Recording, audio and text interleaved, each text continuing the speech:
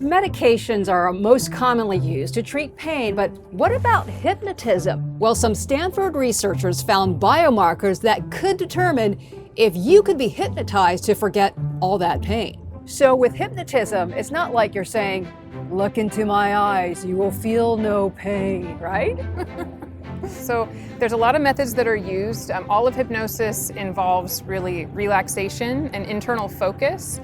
And in a brain state that your brain actually switches into while you're under hypnosis, you're more susceptible to suggestions. So for example, if I were to suggest to you under hypnosis that the sensation you're feeling in your leg is cool and dull rather than sharp and hot, parts of your brain that process pain are able to create that in your imagination and apply it sort of from a top-down effect so that your body feels the cool numb rather than the hot sharp. Many use imagination and visualization. Some use distraction or dissociation.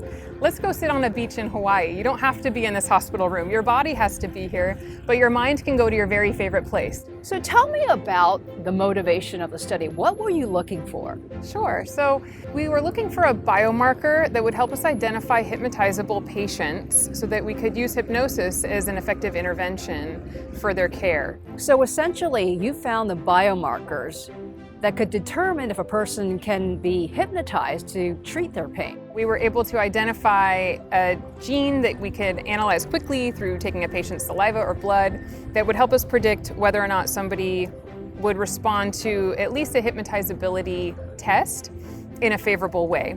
Is the bonus side of hypnotism less reliance on medication or opioids to treat their pain? That is the hope. We know hypnosis works for pain. We know that this enzyme can help predict hypnotizability.